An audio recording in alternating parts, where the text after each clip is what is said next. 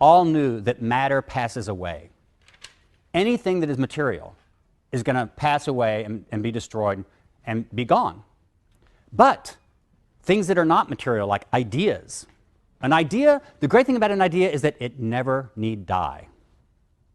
So the spirit or the soul in Platonic theory was superior to material stuff because, and it was the only thing that could live forever, be infinite. They also sometimes you see, especially in later Platonism, the idea that not only is the body temporary, not eternal, and passing away, but the body is also a prison because your spirit, they believed, wants to get out of the body. Aren't you frustrated that you can't just escape your body and go off and go someplace else for a while and zoom out of your body and go to Argentina for the weekend? You know, not have to pay for airfare? Or, you know, so the idea was that the body imprisons your spirit and your soul. And this comes to be a part of Platonism at the time. So what scholars will call basic Gnosticism includes some basic themes that they hold in common. First, the world itself, which is material, is evil. Salvation, therefore, from the world must be escape from this physical world into something else. Gross materiality is not only temporary in some texts, but even bad. It's evil. And salvation, therefore, must be the knowledge of how you, that is the real you, your brain, not your brain, your mind or your soul or your spirit, not your body, that real you is existing in this material body, but salvation will be if it can learn how to escape the body and escape materiality. That salvation will become by knowledge, and that knowledge is a secret. Not everybody knows it.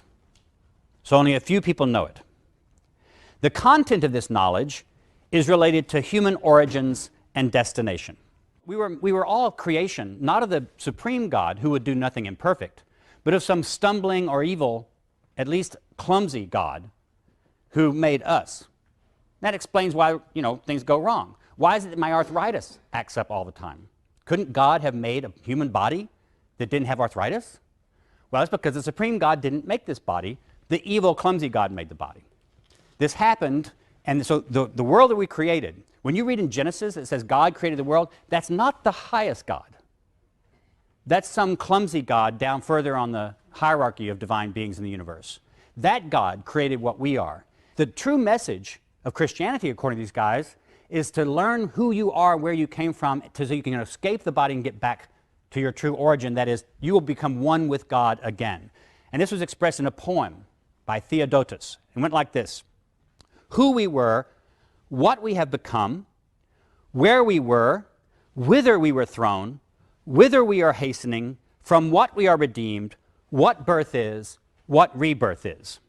Okay, now you answer the riddle. It's a poem riddle. Who we were. If you're a Gnostic, who were you?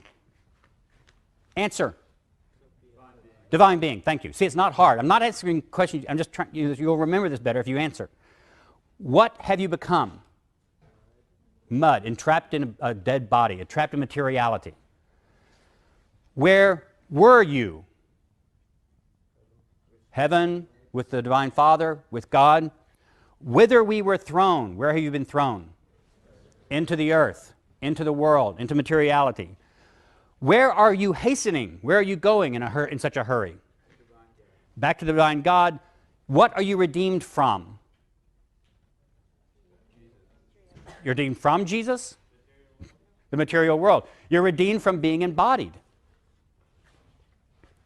What is birth? In this system, what is birth? Damnation, death. When you're born, your spark is entrapped in your body. That's not a good thing. You shouldn't be celebrating your birthday, for crying out loud. That's like celebrating when you were thrown in prison. And what is rebirth? Death, or learning your true self, learning that the true self won't die at all. It's just a dream, then why are you? Because it's never just a dream, is it? And a face full of glass hurts like hell. When you're in it, it feels real.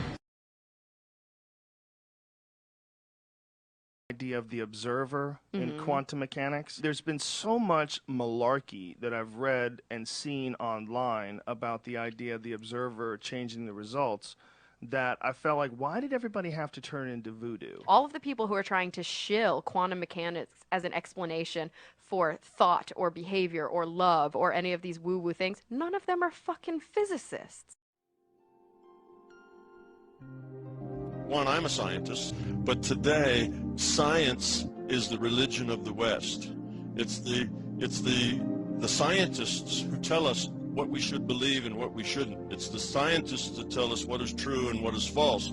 So basically they take the place of the priests of olden times. So that's one reason I write my book in terms of science. But the second is that if you are going to have a major impact on society as far as helping them understand how reality works, what their point and purpose is in this life, and so on, then first you need to get the high priests of our culture to agree with you. Who are we?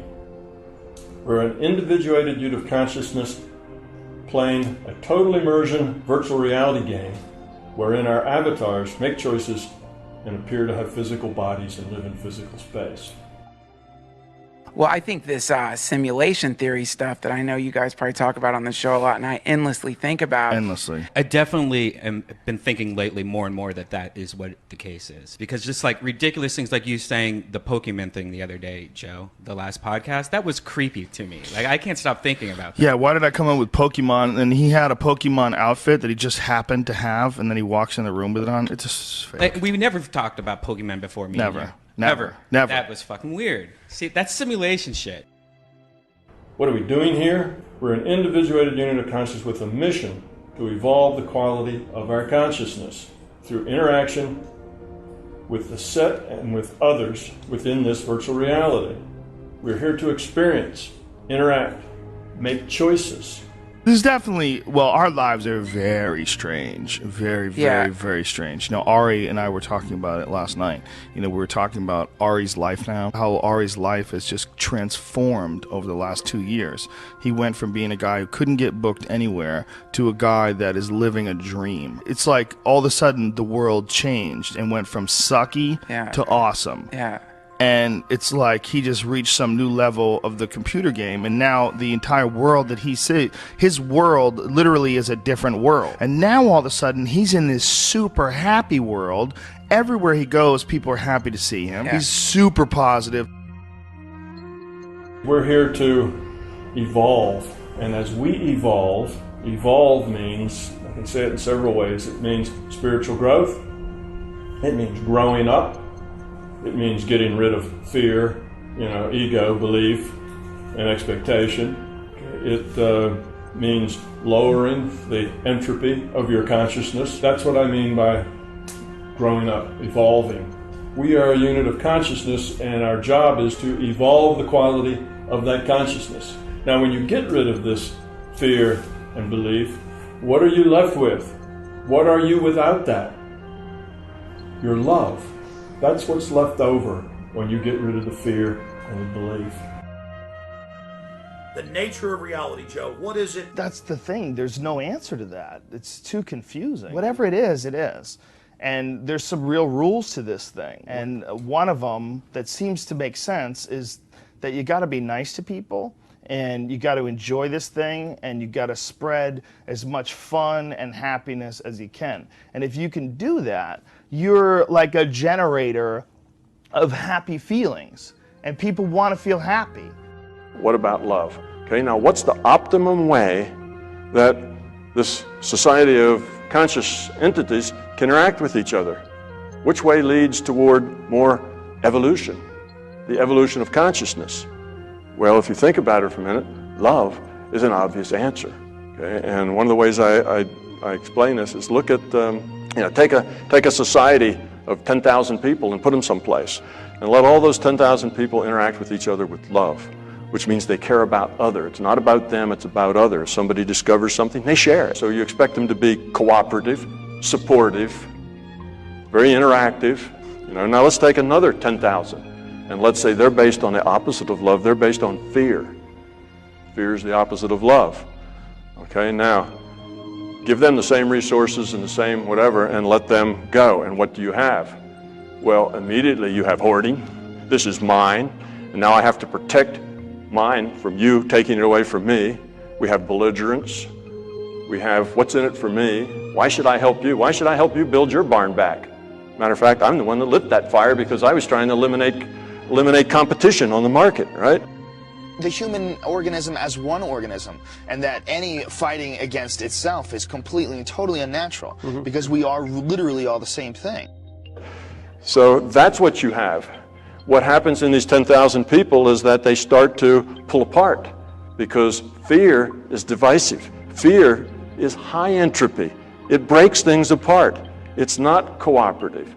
Pretty soon they would start to, they're going to battle with each other, right? Because it's all about them.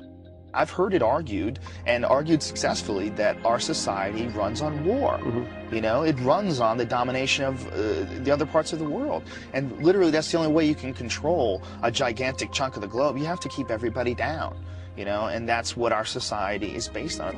And then they want to form little mutual protection groups so that this little group can protect them from this other group, because groups are more powerful than individuals. And then those groups would fight each other, and pretty soon you have what we have here, right?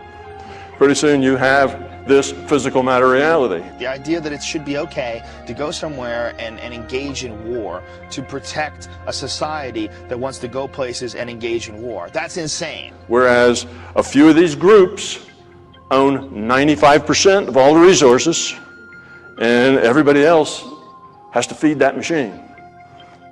That's kind of the way that'll work out. Well, here we are. We can see how that experiment's already been done, right? We can see that.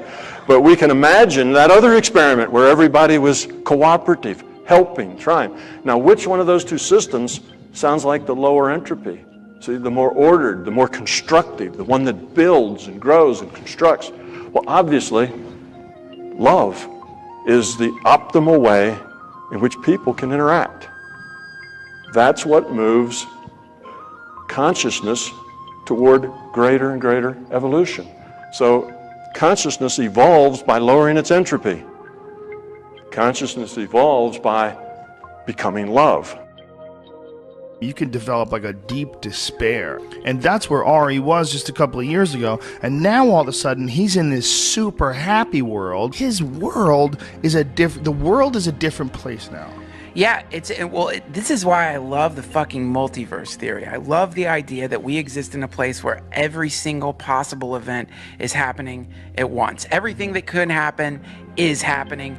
It's all happening in one great eternal burst of happeningness, and that you can shift yourself from different nodes of where you are now to more desirable nodes of the multiverse. You can live in multiple realities all at once. You don't have to be just constrained to this linear, Western rational reality. You can live in a much bigger reality space.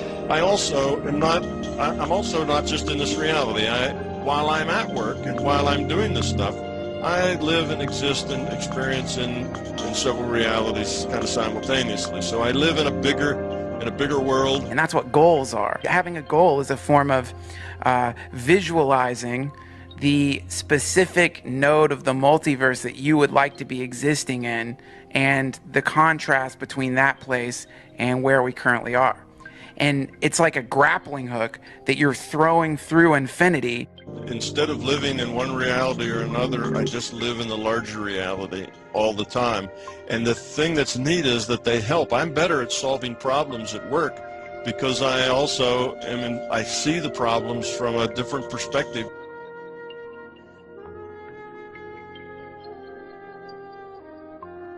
You can understand the double-slit experiment very easily if you understand virtual reality. I talk about the old, if a tree falls and there's nobody there to hear it, does it make a sound? And of course the answer to that is, well, there is no woods, there is no tree, there is no sound, they're all virtual. It's just information. The natural state of reality is probabilistic and statistical. Okay, this is a multiplayer game. Okay, think of it with the World of Warcraft video game. Okay, it's the same thing. What happens when there are no players in the World of Warcraft game? There's absolutely nobody to play the game. It's just a service